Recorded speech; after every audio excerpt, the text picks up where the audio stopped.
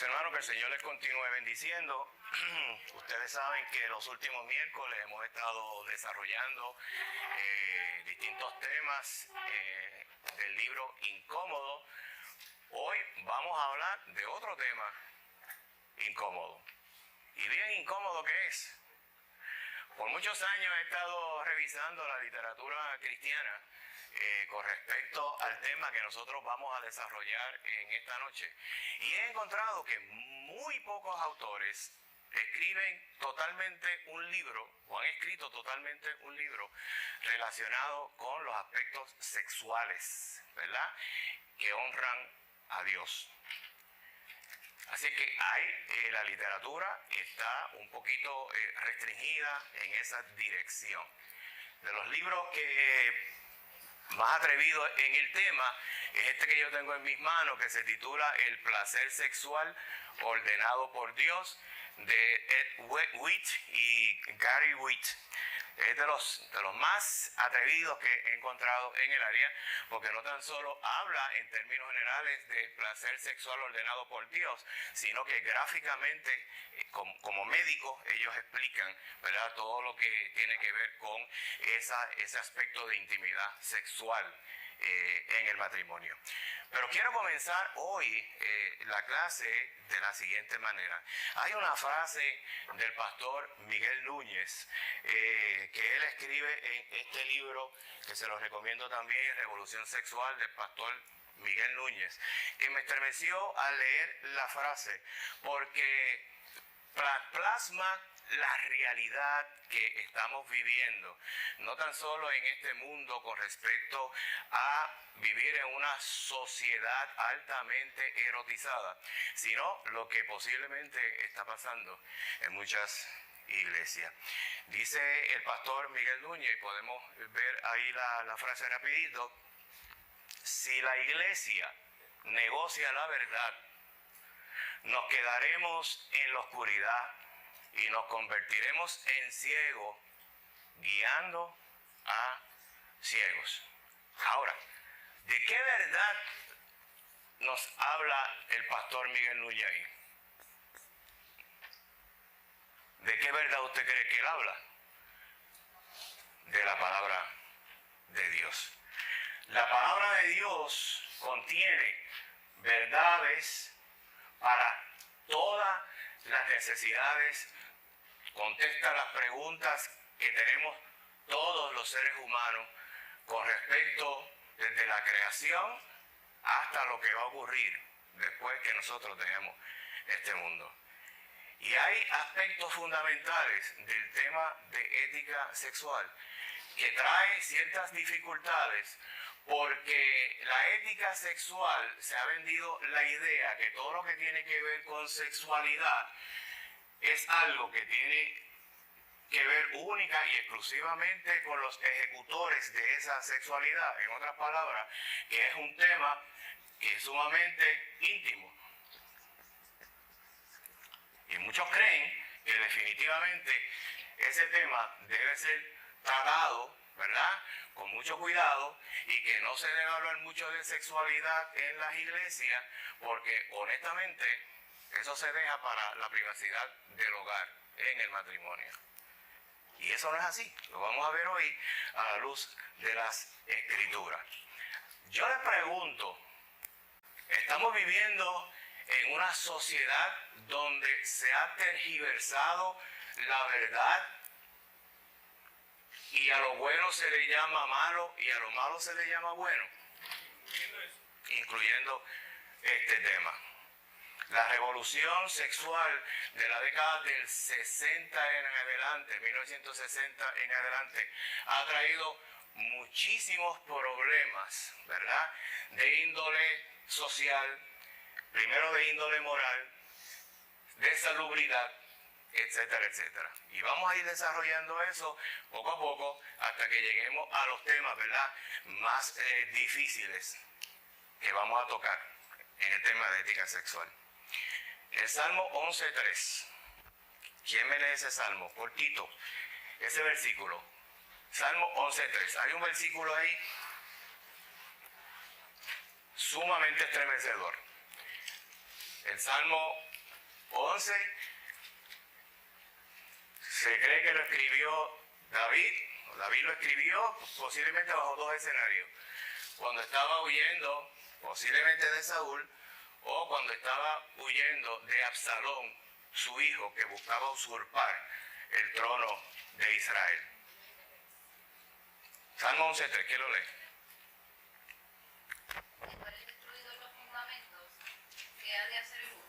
Si fueran destruidos los fundamentos, ¿qué habrá de ser el justo? Y yo quiero que vayamos a unas preguntitas relacionadas con ese salmo, para que en la medida en que yo vaya desarrollando el tema, ustedes observen por qué establecer un fundamento de qué es la verdad y qué no es la verdad es lo primordial en este tema. La primera pregunta que yo quiero que usted piense y analice rapidito es la siguiente. ¿Qué puede hacer el justo cuando los fundamentos morales que han sostenido la sociedad parecen desmoronarse? Aquí el pastor Gil estuvo señalando que después del siglo XIX la moral en el mundo decayó de una forma terrible. ¿Por qué? Porque la verdad se ha convertido en algo privado que lo interpreta la persona como quiere, y usted ha escuchado lo que dice el relativismo, ¿verdad? Que la verdad es relativa a quien la quiera decir, y lo que es bueno para una persona no necesariamente es bueno para otro. Así que se le ha dado un libertinaje a la sociedad en términos de interpretar lo que es la verdad. Y eso ha pasado con este tema del sexo en la sociedad. Cada cual lo interpreta a su manera. Y ya en los tiempos que estamos viviendo, por ejemplo, usted no puede hablar de la palabra promiscuidad. Porque si usted habla de promiscuidad, la persona entiende que usted está hablando de una palabra ofensiva. O sea, una persona que tiene relaciones con múltiples parejas, pues antes se decía que era una persona promiscua. Ahora usted dice que es una persona promiscua y se busca un problema. Como no lo vamos a buscar una vez termine la clase. Promiscuidad. ¿Por qué? Porque hasta los vocablos, el vocabulario va cambiando, ajustándose a esa verdad relativa de las personas. Mire la segunda pregunta. ¿Qué puede hacer el justo cuando las bases establecidas por Dios para el matrimonio son socavadas? Y le pregunto, ¿estamos viviendo ese tiempo? ¿Estamos viviendo el tiempo donde la familia y el matrimonio heterosexual concebido por Dios está bajo ataque? Sí, yo me fui a las estadísticas en Puerto Rico y le decía yo a mi esposa, que se me acercó a la oficina y comenzó a preguntarme qué tú haces con los números. Yo, viendo las estadísticas en todo el mundo, pero específicamente en Puerto Rico. Mire, para el año 2020, ¿usted recuerda lo que ocurrió en el año 2020 en Puerto Rico? En la epidemia. ¿Qué pasó? La gente estuvo en sus casas aislados. ¿Qué pasó en el año 2020? Mire, hubo en 10 meses 5.850 divorcios en Puerto Rico. ¿Pero qué hubo en adición? Se dispararon las estadísticas con respecto a la violencia, que lo llaman violencia de género ahora, antes se llamaba violencia doméstica. Se dispararon las estadísticas relacionadas con el maltrato, ¿verdad? En la familia, esposo, esposa, hijos, padres, hijos. ¿Qué quiere decir esto? Que mientras estamos en aislamiento en la familia,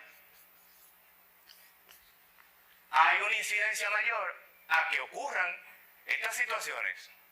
Por lo tanto, conclusión. conclusión de los sociólogos, la familia no se tolera, no pueden vivir juntos, no podemos interactuar. Y eso es alarmante.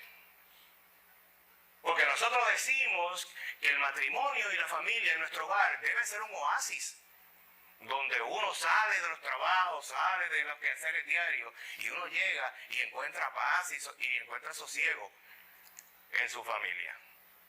Y vamos a ver dentro de un momentito cómo se ha ido derrumbando la familia en la sociedad moderna de nuestros días. La tercera pregunta: ¿qué puede hacer el justo cuando la sociedad quiere que el ser humano defina su identidad como hombre o mujer en base a sus sentimientos? ¿Lo estamos viendo? O sea, ya no definimos lo que es sexo femenino o masculino por los cromosomas, por los genitales. No, lo definimos por las emociones, por las ideas que tenga la persona, o cómo me siento yo ser.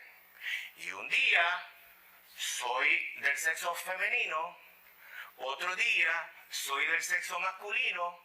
¿Por qué? Porque yo soy híbrido. Biológicamente, genéticamente, eso no existe, como lo quieran justificar. Pero, ¿qué ha ocurrido con el vocabulario que hablamos ahorita y con los vocablos? Van cambiando y vamos tergiversando. ¿Qué es verdad? La verdad no tan solo de la palabra de Dios, sino la verdad de todas las ciencias naturales. ¿Por qué? Porque ahora la verdad no importa, lo que importa son mis sentimientos. Y esto es grave. La próxima pregunta: ¿qué puede hacer el justo cuando la violencia impera y la justicia falta? Vivimos en una sociedad también así, a donde muchas veces usted se da cuenta que es lamentable tener que señalarlo, pero ha ocurrido que los tribunales están fallando y los jueces están fallando en su deber de hacer justicia. Lo estamos viviendo. Y la última pregunta: ¿qué puede hacer el justo cuando naciones post-cristianas quieren movernos en esa dirección junto con ellos? La iglesia está siendo presionada a que modifique su mensaje, y modifique su predicación, modifique los temas de los cuales se hablan en las congregaciones. Estamos tratando de modificar la palabra de Dios. ¿Sabe usted que en muchas iglesias se ha cambiado y se ha tergiversado la palabra de Dios para ser más simpático a las nuevas corrientes sociales? ¿Saben ustedes que hay pastores que se han acobardado por amenazas? Mi hermano, pero como dice el pastor Miguel Núñez, el justo somos usted y yo, que conocemos la palabra del Señor, que conocemos la verdad del Evangelio. Y si no estamos dispuestos a proclamar la totalidad de la palabra de Dios de forma íntegra, entonces no podemos ser luz ni podemos ser sal sobre la tierra. Por lo tanto, mi llamado de entrada, y es lo que señala McCracken ahí, el tema es difícil, pero que podamos entender que lo vamos a tratar con la verticalidad, la honestidad y la integridad que debe haber cuando predicamos la palabra del Señor. Iglesia, ¿estamos claros en eso? Amén, amén. Ok, estamos dispuestos a pagar el costo también, ¿verdad que sí? Ok, mi hermano, pues entonces. A mí me dijo una compañera administrativa que lo de vacunar acá y que eso pasó de época. Eso es decir. Sí, y esa es la creencia, y lo vemos en las estadísticas, cómo poco a poco el porciento de matrimonio ha ido disminuyendo, mientras el porciento de divorcios ha ido aumentando. Y lo estamos viendo, por ejemplo, en países como Noruega, que el 80% de los niños que nacen fuera del matrimonio. Y vamos a ver los problemas que trae esto en términos morales, económicos, ¿verdad?, en una sociedad. Génesis 2:25, porque vamos a empezar a hablar de sexo. Génesis 2:25.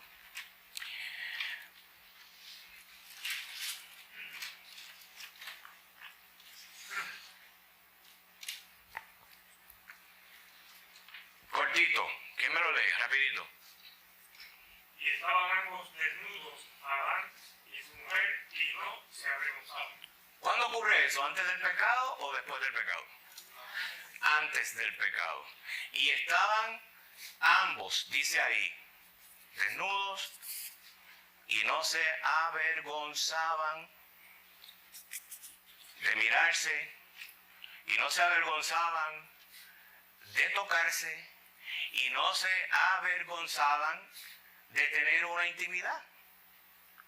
Ahora la pregunta es, ¿por qué en muchos lugares se habla de que el sexo es pecado y que está fuera de la voluntad de Dios? ¿Por qué? Porque algunos señalan que el sexo es pecado. Porque han tergiversado la verdad. Porque algunos se avergüenzan de hablar abiertamente de sexo, como que es algo que Dios creó para ser disfrutado en el matrimonio. El diseño de Dios, desde el momento en que creó a Adán, fue ese. ¿Por qué usted cree que Jehová le dijo a Adán, Adán, ponle nombre a cada uno de los animales? ¿Y cómo el Señor los traía para que Adán le pusiera nombre? En pareja. Y dice la palabra del Señor que no se encontró una ayuda idónea para él. Entonces, cuando Jehová dice, y no es bueno que el hombre esté solo, ¿por qué lo dijo? Todo lo que Dios había hecho era bueno, incluyendo el hombre hasta ese momento. Y Jehová, cuando ve a Adán, Jehová dice, y no es bueno que el hombre esté solo. Ya en la mente del Señor, Eva ya estaba creada. Y cuando se creó a Eva, Eva se crea como un complemento para completar al hombre con la misma dignidad de Adán, pero con roles distintos. Y no se avergonzaban. Y estaban desnudos. ¿Ok? ¿Qué implica esto, mi hermano? Mire, se podían ver como eran realmente cada uno de ellos. Eran santos. ¿Sí? Se podían ver cada uno con sus diferencias sexuales. ¿O es que eso no es visible? Sí es visible. Se podían ver cada uno de ellos con los retos que tenían por delante, porque el Señor le había dado unas directrices bien claras. De todo lo que hay en este huerto podrás comer, excepto, ¿de qué? Ese árbol que está allí. Y se lo dijo primero a Adán. El que recibió las instrucciones fue Adán. Pero ellos tenían unos retos. ¿Tenían trabajo que realizar en el huerto? Sí. Cada uno de ellos tenía sus funciones, mi hermano. Pero se podían ver de una forma transparente el uno al otro. No había secretos. Eran una sola carne. Y habían tres aspectos bien importantes inmediatamente que nosotros podemos ver en ese versículo. Cuando nosotros cogemos todo esto, ¿qué había entre ellos? Compañerismo, que muchas veces en el matrimonio no se cultiva. Y vamos a ver las consecuencias que esto trae más adelante. No nos damos cuenta que va a llegar un momento que el sexo, ese amor erótico, se inicia como un huracán categoría 5, pero poco a poco va bajando de intensidad y termina como una vaguada. En otras palabras, si usted no cultiva el compañerismo en el matrimonio, no dependa totalmente de esto. Pero ¿qué es lo que le estamos vendiendo a la sociedad ahora mismo del sexo? Que esto es lo más importante. Y esto trae unas consecuencias terribles, terribles, mi hermano. Lo más importante en el matrimonio, lo vamos a ver dentro de un momentito, es glorificar a Dios. Pero el compañerismo es fundamental. Adán y Eva tenían compañerismo allí cuando estaban en el huerto del Edén. Tenían una unidad.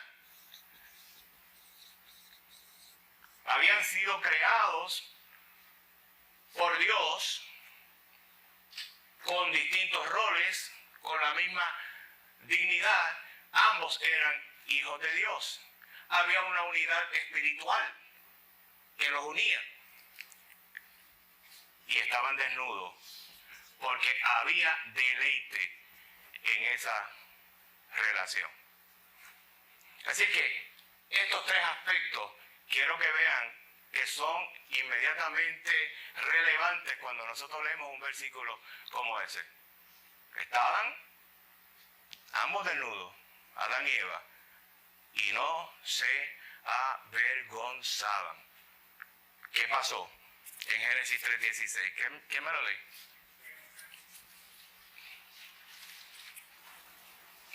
Estamos viendo la verdad del Evangelio, ¿verdad? Lo estamos viendo aquí. Vamos a ver ahora Génesis 3:16. ¿Qué pasó? ¿Quién me lee Génesis 3:16? Sí.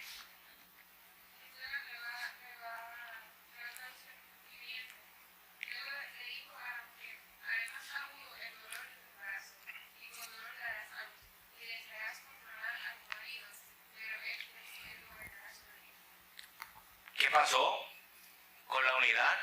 ¿Qué pasó con el compañerismo? ¿Qué pasó inclusive con el deleite después que se introduce el pecado? Todo cambia. Y si usted lee ese relato, usted sabe que ya no estaban desnudos. ¿Por qué? ¿Qué fue lo primero que ellos hicieron cuando pecaron? Inmediatamente hicieron unas hojas por ahí y se las pusieron. ¿Por qué?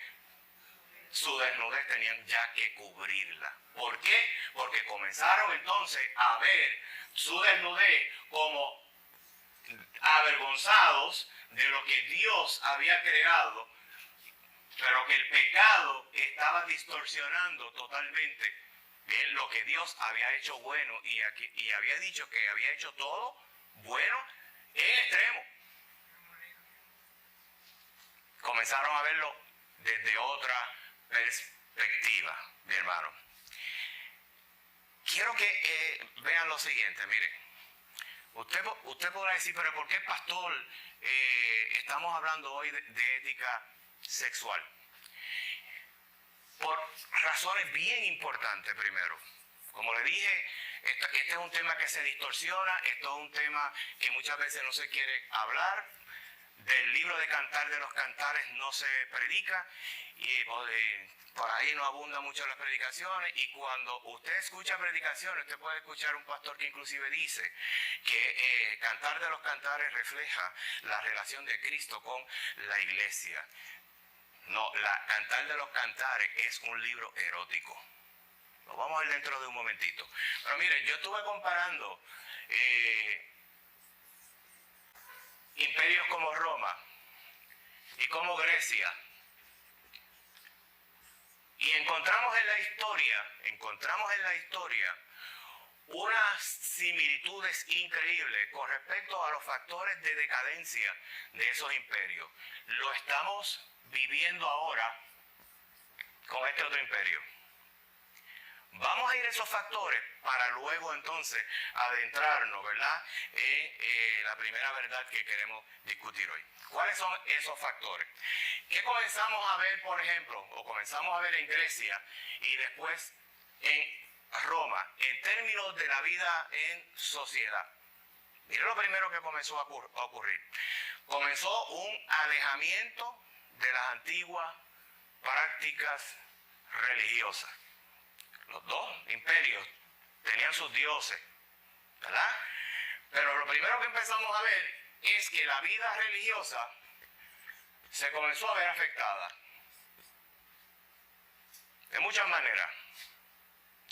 Lo segundo que señalan los historiadores y que lo podemos ver es que en ambos imperios se inició una obsesión para satisfacer todo lo que tuviera que ver con diversión. En otras palabras, se desarrolló una cultura de diversión.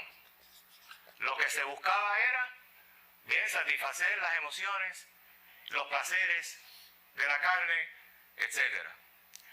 Lo tercero, quiero que vayan pensando si esto se está viendo hoy en día. Lo tercero, un espiral inflacionario en la economía. Oiga, estos son factores que nos va diciendo que una sociedad va en decadencia acelerada. ¿Sabe por qué? Porque en la medida en que en la economía nosotros comenzamos a ver que las personas, para poder satisfacer sus necesidades, tienen que hacer múltiples sacrificios. Y no piense necesariamente en países donde hay asistencia económica. Piense en otros países donde no existe esa asistencia económica que posiblemente nosotros disfrutamos, ¿verdad?, en Puerto Rico. Pero lo que ocurría era que las personas no podían comprar ni los productos de la canasta básica para sus casas. Está pasando hoy en día. Las personas no podían comprar propiedades para poder vivir. Y aumentó, bien, la dependencia, la gente que dependía del gobierno, los vagabundos, etcétera, etcétera. Lo estamos viviendo hoy. ¿Cuántos de ustedes van al supermercado? Y dígame si cada vez que usted va al supermercado, como que hay algo que aumentó, o varios artículos aumentaron. ¿Bien? Y los pronósticos de los economistas es que esta inflación puede continuar aumentando hasta que se dé lo que se conoce como una inflación galopante, lo que implica asimismo que sigue subiendo la curva, bien, de los precios, y cada día el poder adquisitivo que tienen las personas es menos. ¿Bien? Y eso conduce a una alta incidencia de delincuencia y de criminalidad, y de robo, y de una cultura de mentira. ¿Ok? Miren la próxima práctica. La están viendo posiblemente ahí. Es una infidelidad sexual generalizada. Sexo rampante. ¿Usted ha leído libros de la historia de Roma y de Grecia? Increíble. De todo se hacía. ¿Bien? Inclusive Pablo exhorta a la iglesia de los Corintios a que tengan mucho cuidado con esa cultura en la cual ellos estaban inmersos, porque de ahí los había sacado el Señor, de una sexualidad desenfrenada. Pablo habla de orgías en Corintios, lo vamos a ver ahorita. ¿Sí? También se comenzó a ver un aumento notorio en la homosexualidad. Busque los datos históricos. No tan solo eso, sino que comienza una exigencia, ¿verdad?, por un régimen democrático. La gente comenzó a pedir derechos de muchas maneras, inclusive violando las leyes. ¿Usted sabe lo que es desobediencia civil?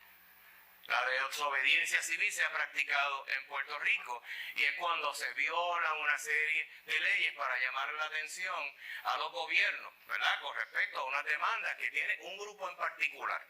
Y nosotros hemos visto violencia en Puerto Rico. ¿Cuándo se ha visto en Puerto Rico que por razón de una desobediencia civil un gobernador tuvo que renunciar? Pero la gente sigue pidiendo más y más y más derechos. El problema es que en términos de democracia, los derechos van atados a los deberes y a las responsabilidades. Pero vivimos en una generación donde no se puede hablar de responsabilidad ni de deberes. La gente no quiere solamente que se hable de derechos, ¿verdad? Y que garanticen mis derechos, aunque yo le esté violando mis derechos o los derechos de otra persona, yo las esté violando. Por lo tanto, observen, es una exigencia constante de democracia. Usted lee el libro, por ejemplo, Agustín Laje. Tiene 2 libros excelentes, hermano. Hay que leer libros seculares también.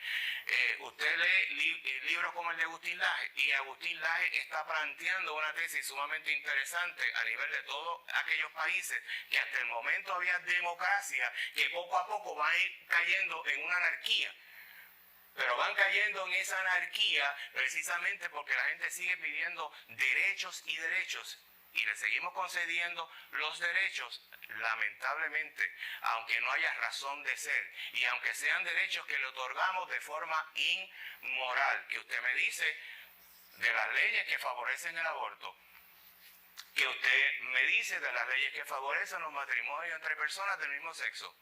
Que usted me dice de aquellos estados que inclusive están aprobando leyes para que adultos puedan sostener relaciones sexuales con niños.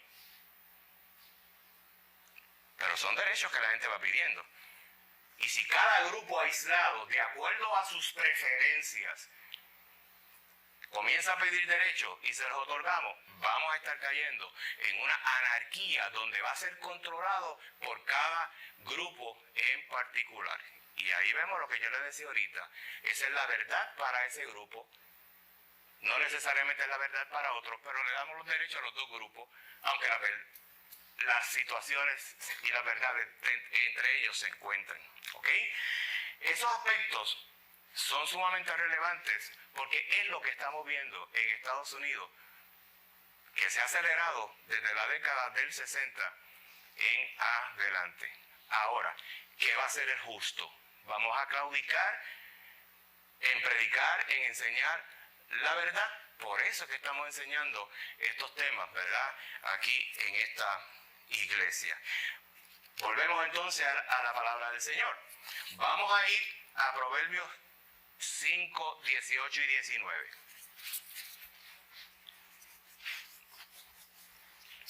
Y entramos rapidito de lleno a la primera verdad del libro de McCracken.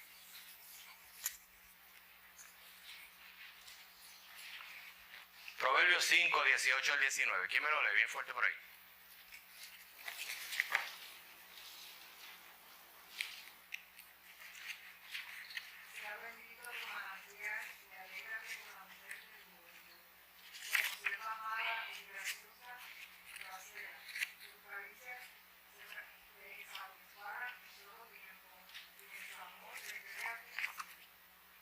¿De qué está hablando ahí? Del amor sexual. ¿Ok? Vamos a buscar 1 Corintios 7, 3 al 5. Seguimos estableciendo las bases para el tema. 1 Corintios 7, 3 al 5.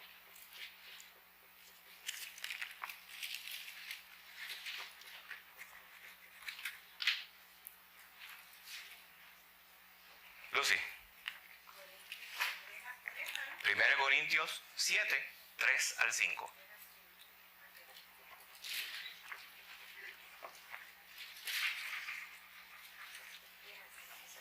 El marido compra con la mujer que le responde.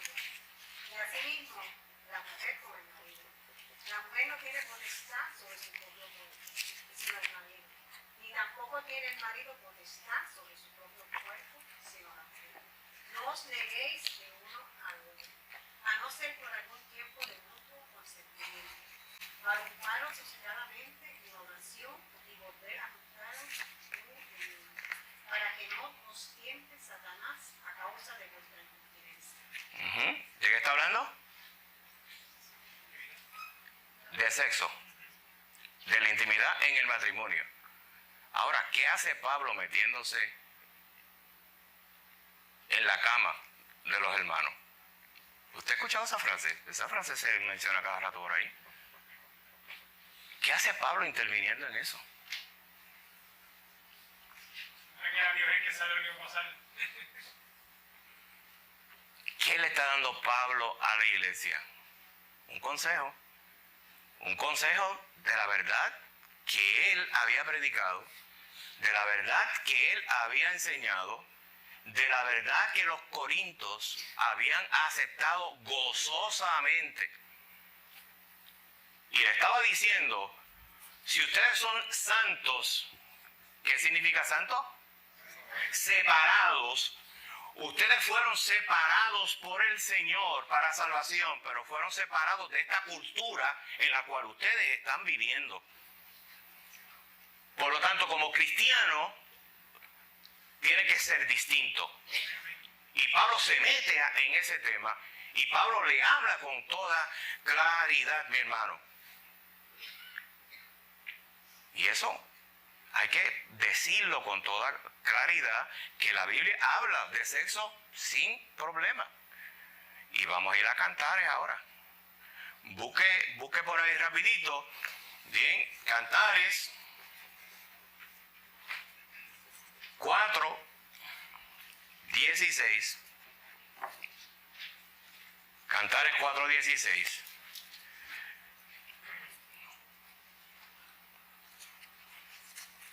Y dígame, lo pueden buscar en la nueva versión viviente, en la nueva traducción viviente.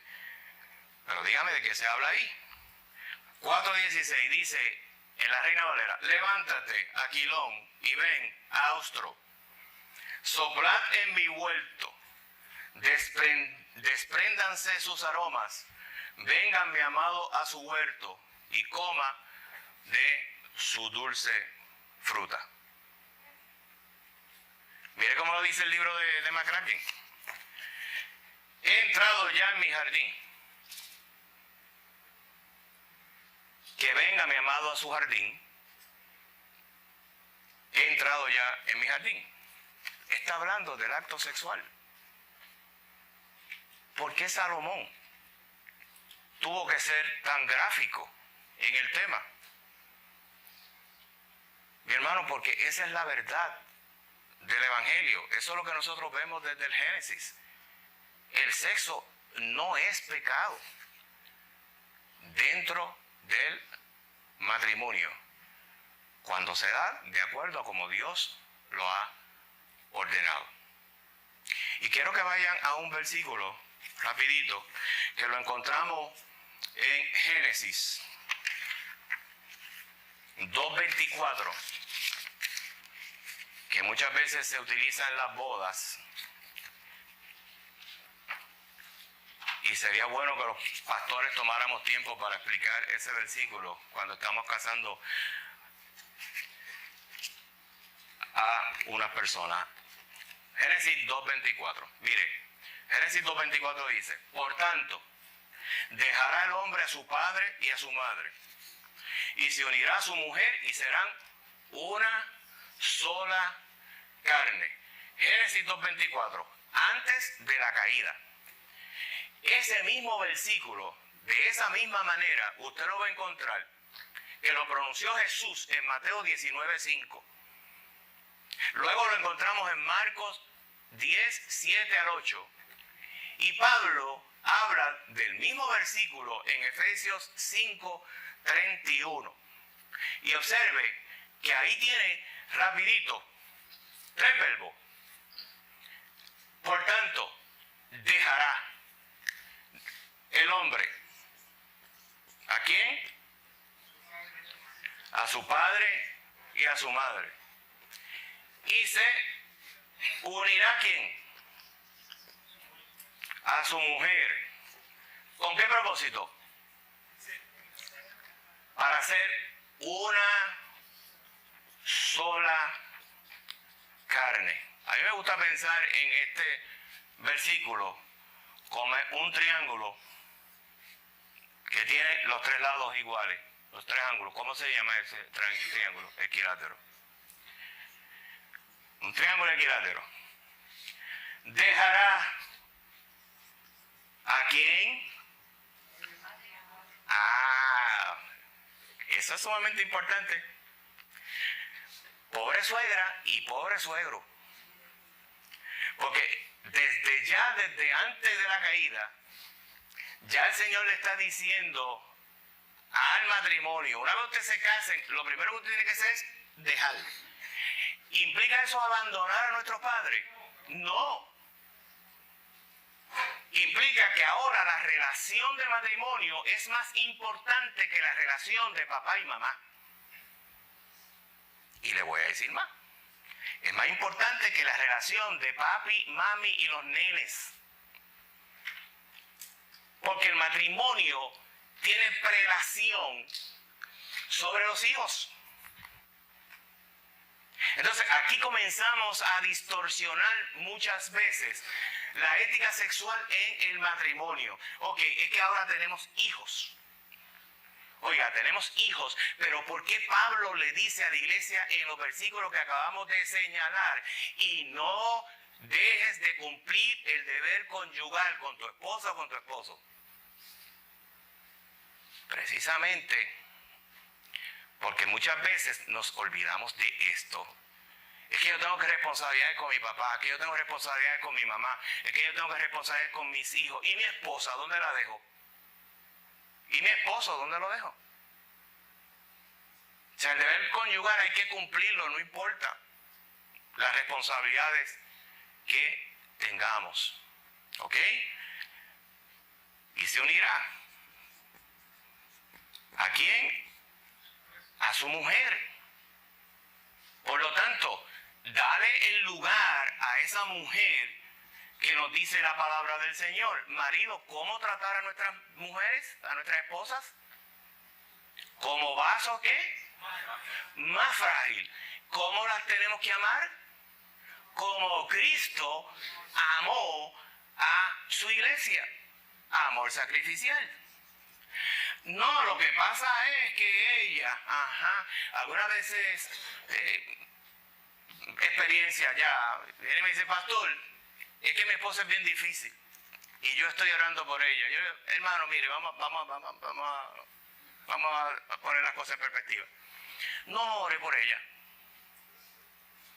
ore por usted. Ore por usted, que el Señor lo lleve a usted a amar a esa mujer, como nos dice la palabra del Señor. Como vaso más frágil. No implica que sea más débil físicamente que el hombre, que sí lo es genéticamente, pero eso no implica, sino que amarla, cuidarla, protegerla. A eso nos ha llamado el Señor. ¿Ok? Siempre me gusta recordar a Adán y Eva. ¿Por qué usted cree que la serpiente habló primero con Eva? Porque las mujeres tienen un poder persuasivo increíble. Eso es cierto, está bien. ¿Pero por qué?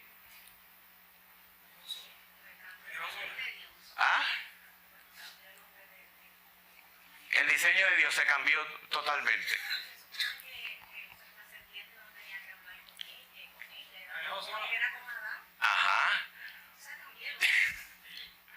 Eso cambia el orden de Dios. Pero hay una razón sumamente importante. Adán tenía que estar protegiendo y cuidando a su esposa. No estaba haciendo su función. ¿Sí? Y entonces el enemigo, para romper ese orden, ese diseño divino de Dios, aprovechó la oportunidad de hablar con la mujer. ¿Y qué él hizo, Adán? Él le pudo haber dicho: espérate. Acuérdate lo que nos dijo Jehová. ¿Pero qué pasó? Comió también. El pecado. ¿Bien? Y lo último, mire, rapidito. Una sola carne. Ahora, cuando hablamos de una sola carne, no estamos hablando solamente del aspecto sexual. Sí, eso es fundamental. Cuando decimos se unirá a su mujer en cuerpo y... ¿cuántas partes tiene el cuerpo? Cuerpo y espíritu. No, nada más. Lo que pasa es que hay... muchos dicen por ahí que tiene 3. Cuerpo. ¿Qué encontramos en el cuerpo? Mente, emociones, sentimientos, están aquí.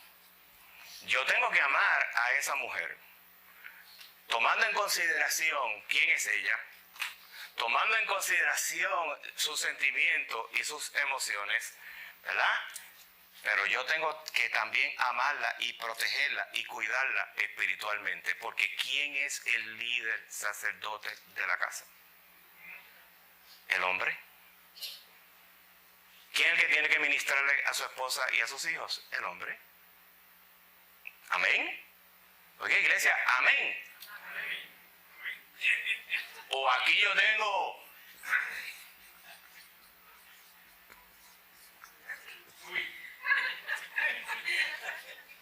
Estamos. Si las feministas supieran lo que significa esa responsabilidad, porque la palabra es claro, cuando pecaron, ¿a quién Jehová llamó? A Adán. Pero si no fui yo, no, llamó a Adán, porque la responsabilidad primaria era de Adán y no cumplió con eso, mi hermano. En hebreo, me encanta cuando podemos ir, ¿verdad?, al significado de las palabras originales. En hebreo significa, unirse significa pegarse, significa adherirse, significa amarse. Y cuando aquí dice unirá es algo que usted no puede establecer. La diferencia. Es un solo cuerpo.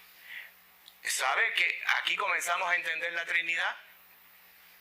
Porque se unirá de tal manera que es una sola carne, pero ¿cuántas personas son? Dos personas. Matrimonio. ¿Bien? Así es que usted tiene que ver a su esposa, así es que usted tiene que ver a su esposo como un regalo de Dios. Ahora, frase atrevida. Si usted no ama a su esposa de esa manera, si usted no suple, dirigido por el Señor, para esas necesidades emocionales que tiene esa esposa, oiga, en la cama funcionará la cosa bien. Semáforo, veo a gente cambiando aquí. En la cama las cosas no pueden funcionar, porque la mujer Dios la hizo de una forma distinta a como nos hizo a nosotros. La mujer es más emocional, es más sentimental, es maternal, es más afectiva. El hombre es más analítico, más impulsivo, ¿bien?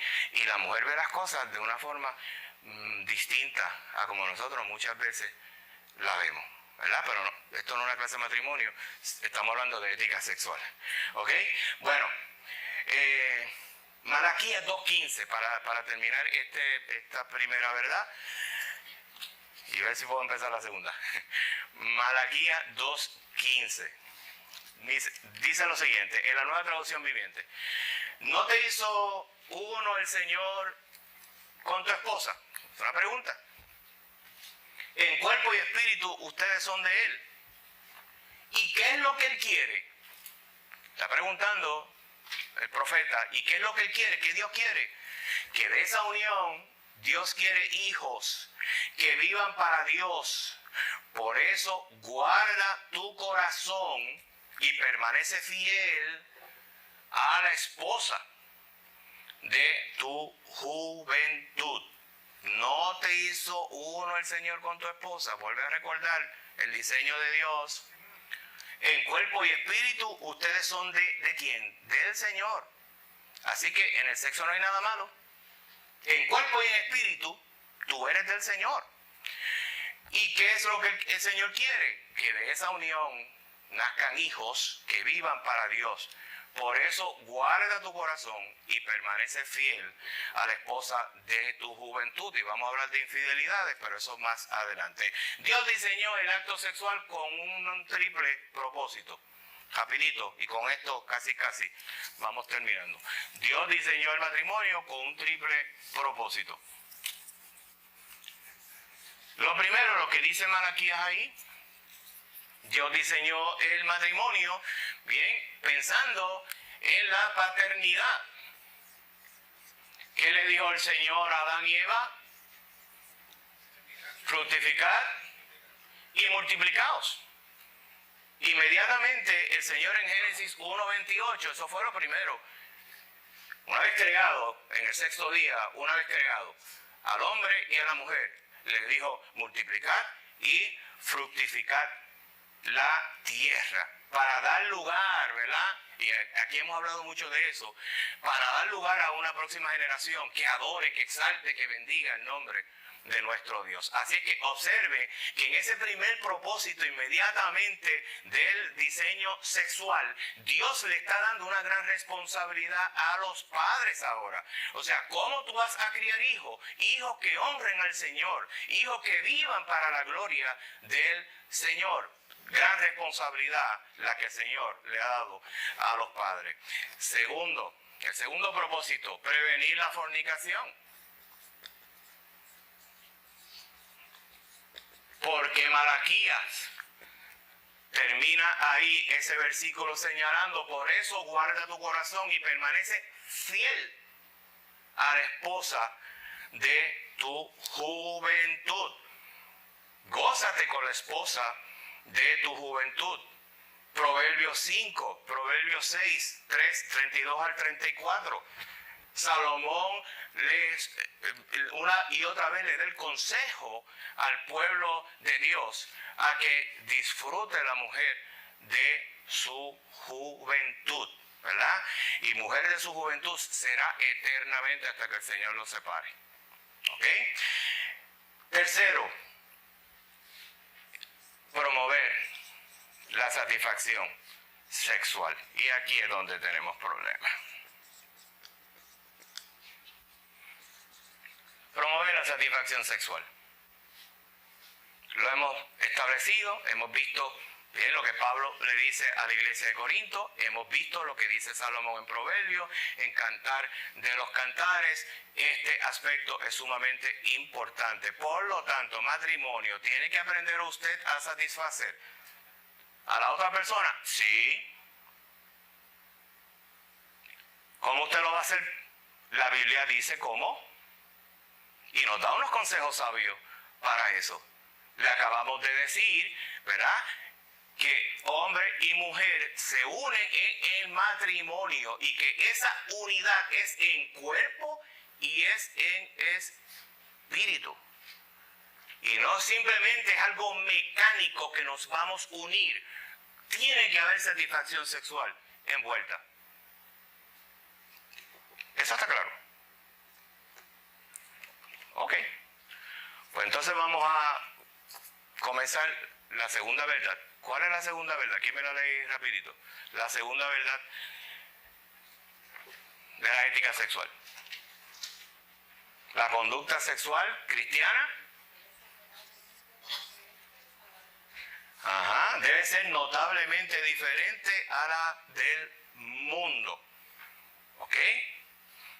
¿Qué nos enseña el mundo? A través de todos los medios de comunicación masiva.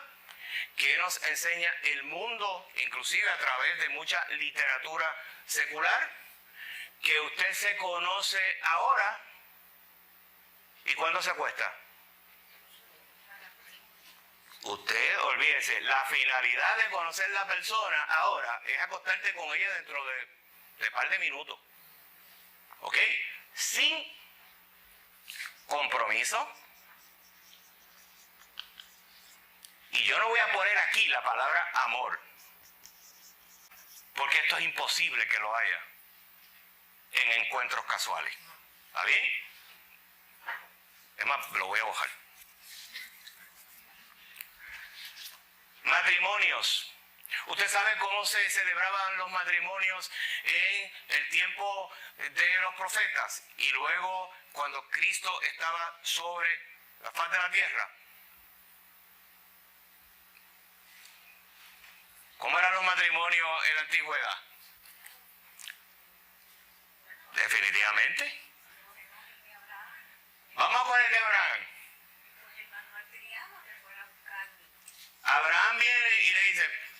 Oye, mi hijo tiene 40 años, Isaac tenía casi 40 años.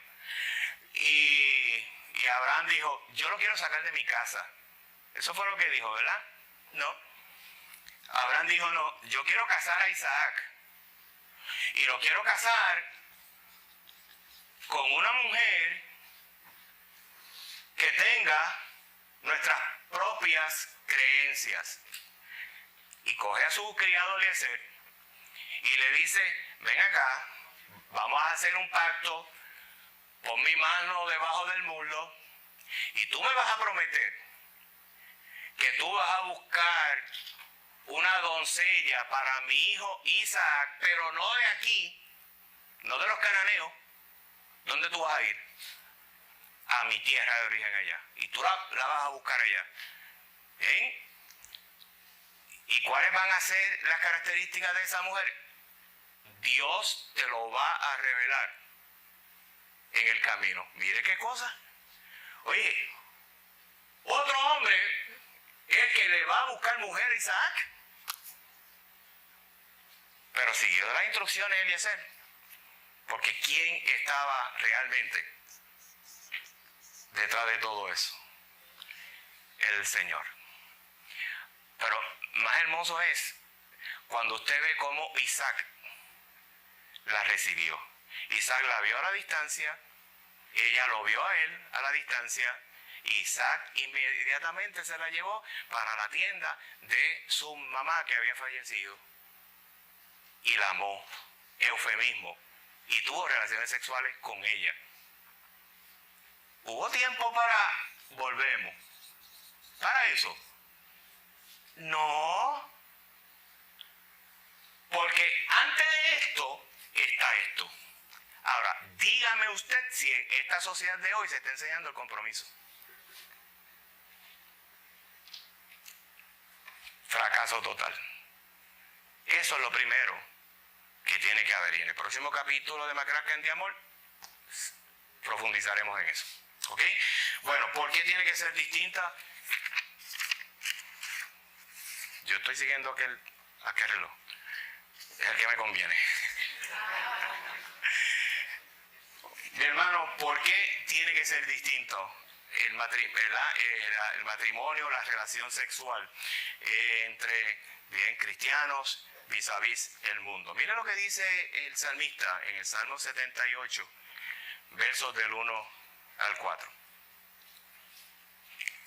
Dice, oh pueblo mío, esto es un salmo de Asaf, oh pueblo mío, escucha mis enseñanzas, abre tus oídos a lo que digo, porque te hablaré por medio de una parábola, nueva traducción viviente. Te enseñaré lecciones escondidas de nuestro pasado, que nos transmitieron nuestros antepasados. No les ocultaremos estas verdades a nuestros hijos. A la próxima generación le contaremos de las gloriosas obras del Señor, de su poder y de sus imponentes maravillas. ¿Ok? La ética sexual del cristiano tiene que ser distinta por las razones que le mencionamos ahorita. O sea, usted tiene una ética sexual donde usted no es una ética sexual egoísta, donde vamos a estar pensando solamente en la satisfacción de una sola persona, sino que usted tiene que promover esa satisfacción sexual en el matrimonio, pensando que eso mismo usted se lo va a enseñar a ¿quiénes? A sus hijos. Y pensando que usted como padre tiene que enseñar esa ética sexual bíblica a sus descendientes. Pero ¿qué realmente ocurre en muchos hogares donde hablar de lo que está ocurriendo es que todavía sigue siendo tabú para muchos padres hablar del sexo? Y para muchos cristianos porque no conocen la verdad del evangelio, porque no buscan consejo, no buscan sabiduría. Entienden que esto es un tema que no se debe hablar. Y claro, usted lo va a hablar dependiendo de la edad de su hijo, eso estamos claros en eso. Pero en la casa hay que hablar de sexo, porque si usted no habla de sexo, hoy en día, su niño o su niña lo van a aprender incorrectamente donde quiera que vayan. Hasta en el celular, ellos solitos en sus casas. ¿Bien? Por lo tanto, Asaf lo que está diciendo ahí, papá y mamá cristianos, recuerda enseñarle a tus hijos las maravillas del Dios de los cielos, enseñarle a tus hijos cómo vivir sabiamente en una sociedad. Yo tengo una tía que, ya Sonia me miró, yo tengo una tía que cuando comenzó a procreó 3 varones. Y el consejo de ella era bien sabio, una mujer cristiana. Y después de enseñarle el evangelio a sus hijos, le dijo, escucha bien, en resumen, si tú piensas de la cintura para arriba, vas a estar haciendo caso a lo que yo te digo. Si piensas de la cintura para abajo, aquí es donde tú vas a entrar en graves problemas. Me parece que era bien gráfico, pero bien directo. Por la gracia de Dios, sus hijos entendieron y pensaron de la cintura para arriba y tienen matrimonios sólidos para la gloria del Señor. Puesto en pie, mi hermano, oramos y vamos a dejarlo ahí. Venga, Zoraida. Yo trabajé como maestra de la escuela bíblica por muchos años. Y una cosa que cometen muchos padres cristianos es el sexo para los niños. Y no hablan con ellos sinceramente. En una de mis clases yo les dije, bueno, vamos a tener un tema libre. ¿Qué quieren hablar? Y lo primero que me dijeron, vamos a hablar de sexo. Y eran niños de grado de sexto, séptimo grado. Y bueno, pregunten, vamos a hablar. Pero no es fácil. Pero los padres son muy padres. Claro que sí, claro que sí. Mi hermana, 2 minutitos más. Mire, la enseñanza del sexo comienza en el hogar. La enseñanza de los valores y la moralidad comienza en el hogar. La enseñanza bíblica comienza en el hogar. No en la iglesia, no en la escuela, en el hogar. Por lo tanto, nosotros como pastores tenemos constantemente que estar recordándole a la iglesia que se prepare. Estamos viviendo en tiempos bien difíciles, pero si usted no se prepara en la palabra, en oración, ¿verdad? Buscando información, buscando consejos, le estamos ofreciendo a nuestros hijos en bandeja de oro a los baales de este mundo. Y en el nombre del Señor eso no puede ocurrir. ¿Por qué yo le he dicho a ustedes aquí que los niños de esta iglesia son lo más importante? Porque nosotros tenemos un compromiso delante del Señor con nuestros niños. Ame a los niños, pero enséñele la verdad del evangelio a sus hijos. Haremos después de eso. Puesto en pie, Padre, te adoramos, te exaltamos, Señor, y gracias, mi Dios, por este tiempo que tú nos permites compartir con nuestros hermanos. Señor, temas difíciles, pero no vamos a claudicar en la enseñanza de ellos, Señor, porque en esta iglesia se predica y se enseña y se vive tu palabra. Señor, gracias por edificarnos a través de ella. Y te pedimos, Señor, que tú sigas trabajando en los corazones de mis hermanos y de aquellos que a la distancia han visto y escuchado esta clase a través de las distintas plataformas. Que tu palabra sea la que cambie, la que transforme, la que dé vida a espíritus muertos y que aclare toda duda y toda verdad. En el bendito nombre de tu Hijo amado Jesucristo oramos. Amén, amén. Dios les bendiga, amado.